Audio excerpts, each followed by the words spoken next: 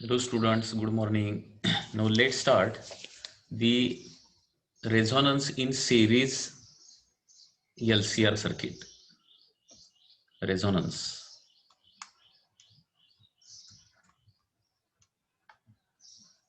Resonance of series LCR circuit.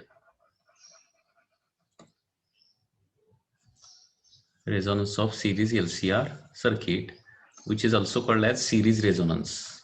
Okay, series resonance.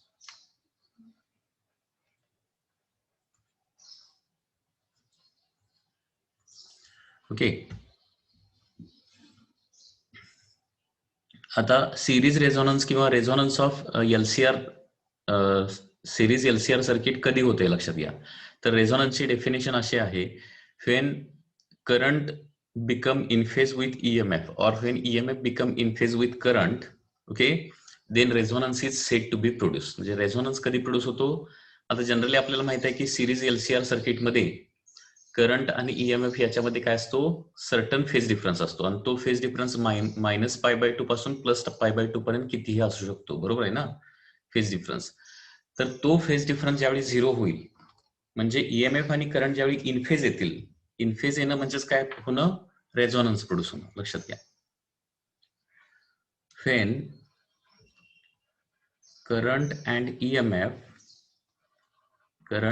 EMF are in phase.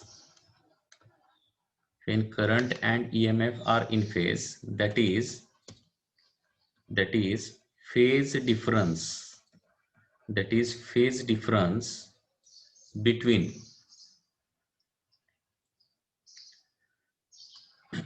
EMF and current is 0.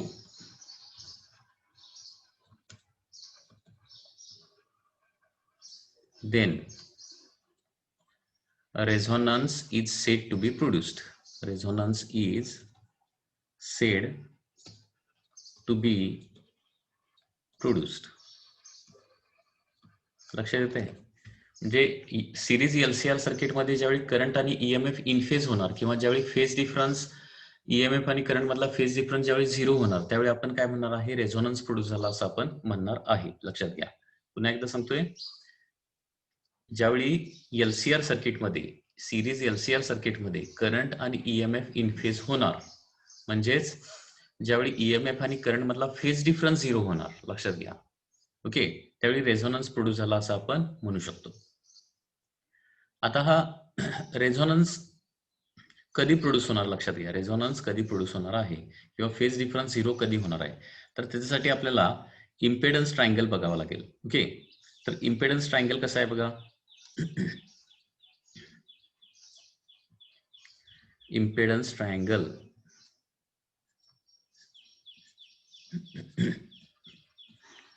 impedance triangle is like this.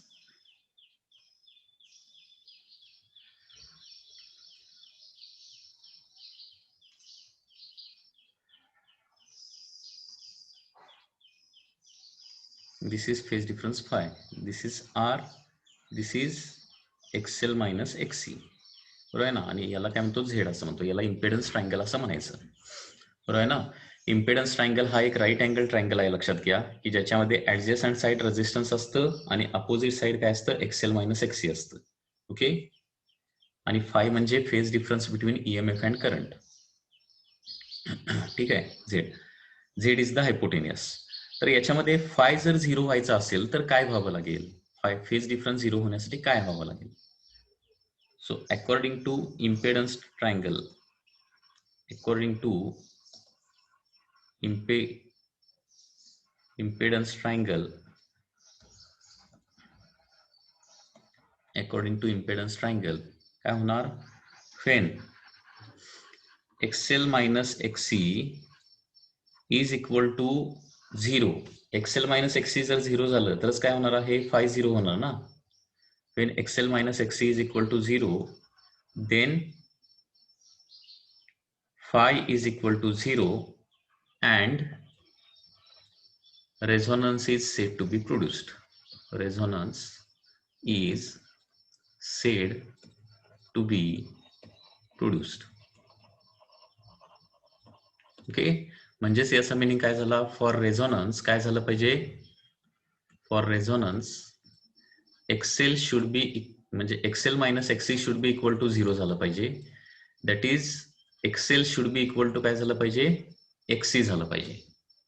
So this is the condition to produce series resonance.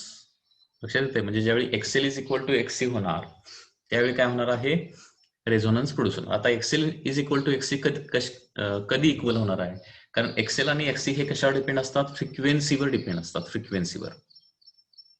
बरोबर, Excel आणि एक्सी दोन्ही फ्रिक्वेन्सीवर depend असणार आणि एका particular फ्रिक्वेन्सीला काय होणार आहे, एक्सेल आणि एक्सी सेम होऊ शकतात. म्हणजे आपण हे ग्राफ मध्ये असं दाखवू शकतो, हे बघा, जर फ्रिक्वेन्सी आपण कंटिन्युअसली वाढवत नेली तर काय होतं, एक्सी या पद्धतीनं कमी कमी कमी कमी होत जातं आणि एक्सेल जे आहे ते कंटिन्युअसली या पद्धतीनं वाढत जातं. This is XL and this is XC. आणि या पर्टिक्युलर फ्रिक्वेन्सीला बघा, या पर्टिक्युलर फ्रिक्वेन्सीला काय होणार आहे, at this particular frequency X L आणि एक्सी दोघांच्या व्हॅल्यू काय असणार आहेत, सेमच असणार आहेत. एक्सेल इज इक्वल टू एक्सी ऍट दिस पर्टिक्युलर फ्रिक्वेन्सी. म्हणजे रेझोनन्स प्रोड्यूस करणं हे कशावर डिपेंड असतं, फ्रिक्वेन्सीवर डिपेंडेंट असतं. म्हणजे ते रेझोनन्स काय होऊ शकतो, थोडक्यात एका पर्टिक्युलर फ्रिक्वेन्सीलाच होऊ शकतो. त्या फ्रिक्वेन्सीच्या खाली एक्सी जास्त असणार आहे, बरोबर आहे ना. ही जी फ्रिक्वेन्सी एफ आर इथं लिहिली आहे त्या फ्रिक्वेन्सीच्या खाली काय होणार आहे बघा, खालचा पॉईंट जर घेतला तर एक्सेल कमी आणि एक्सी काय असणार आहे, जास्त असणार आहे. या फ्रिक्वेन्सीच्या पुढे काय होणार आहे, एफ आरच्या पुढच्या पॉइंटला एक्सी कमी आणि एक्सेल जास्त असणार आहे. म्हणजे त्या पर्टिक्युलर फ्रिक्वेन्सीलाच फक्त काय होऊ शकतं, एक्सेल इज इक्वल टू एक्सी होऊ शकतं. अदर फ्रिक्वेन्सीला म्हणजे अदर फ्रिक्वेन्सी ऑफ अल्टरनेटिंग करंटला काय होणार आहे, एक तर एक्सेल जास्त असणार आहे किंवा एक्सी जास्त असणार आहे, लक्षात घ्या. आणि एक्सेल किंवा एक्सी जास्त असेल तर फेज डिफरन्स 0 येणार नाही.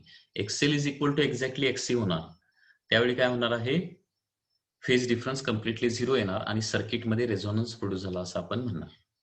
तर पुन्हा एकदा बघा, सिरीज रेझोनन्स म्हणजे काय, की रेझोनन्स कधी प्रोड्यूस होतो, तर series resonance is said to be produced when current and EMF are in phase, that is phase difference between EMF and current becomes 0. Okay, at that time resonance is said to be produced. Okay, phase difference 0 होण्यासाठी काय व्हावं लागेल, according to impedance triangle, for phase difference to be 0, XL minus XC should be equal to काय झालं पाहिजे, 0 झालं पाहिजे.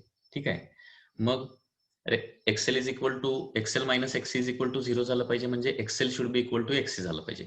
आणि एक्सेल इज इक्वल टू एक्सी कधी होतं, एका पर्टिक्युलर फ्रिक्वेन्सीलाच होणार आहे आणि त्याला काय म्हणतो आपण, रेझोनंट फ्रिक्वेन्सी म्हणतो. त्याचबरोबर ऍट रेझोनन्स काय होणार बघा, ऍट रेझोनन्स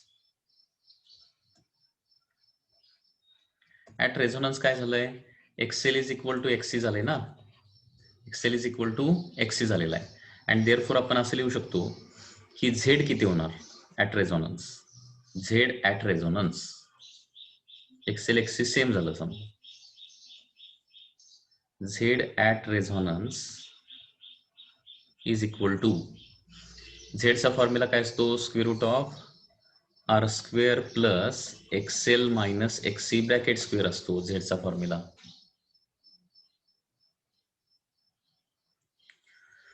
ओके, तर एक्सेल इज इक्वल टू एक्सी झालं किंवा एक्सेल मायनस एक्सी इज इक्वल टू 0 झालं तर काय होणार आहे, झेड ऍट रेझोनन्स, रेझोनन्सच्या वेळेला झेड किती असणार आहे, इक्वल टू फक्त रेझिस्टन्स असणार आहे. म्हणजे याचा मिनिंग असा झाला की ज्यावेळी रेझोनन्स प्रोड्यूस होतो ना त्यावेळी ते सर्किट प्युअरली रेझिस्टिव्ह सर्किट म्हणून ऍक्ट होतं, कारण एक्सेल आणि एक्सी एकमेकाला कॅन्सल आउट करतात पूर्णपणे. Okay, so at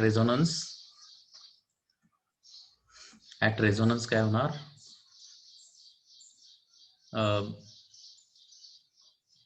series LCR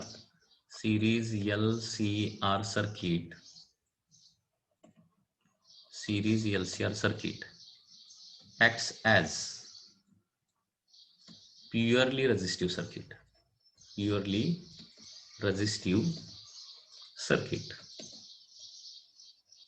Okay, series LCR circuit acts as a purely resistive circuit. तर ह्या ज्या गोष्टी आहेत त्या सांगितलेल्या समजल्या का बघा. ठीक आहे, आणि करंट ऍट रेझोनन्स किती येणार आहे, current at resonance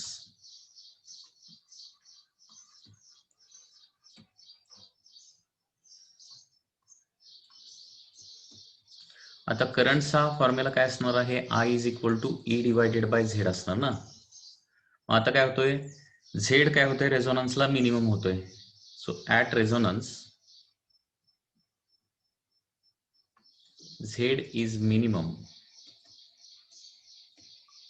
and therefore काय असणार आहे, करंट इज मॅक्सिमम. कारण याच्यामध्ये रेझोनन्स म्हणजे इम्पेडन्सचा जो फॉर्म्युला आहे, square root of R square plus Excel minus X C square, X L minus X C ही टर्मच निघून जाते रेझोनन्सच्या वेळेला, आणि त्याच्यामुळं इम्पेडन्स काय होतोय, सगळ्यात कमी होतोय. इतर वेळी काय असणार आहे, एक्सेल मायनस एक्सी काहीतरी व्हॅल्यू येणार आहे, बरोबर, आणि त्याच्यामुळे इम्पेडन्स जास्त असणार आहे. सो रेझोनन्सच्या वेळेला काय असणार आहे, इम्पेडन्स मिनिमम असणार आहे आणि करंट इन द सर्किट काय असणार आहे, मॅक्सिमम असणार आहे. ओके, म्हणजे इथं आपण जर ग्राफ काढला तर ग्राफ कसा येणार बघा, graph will be like this.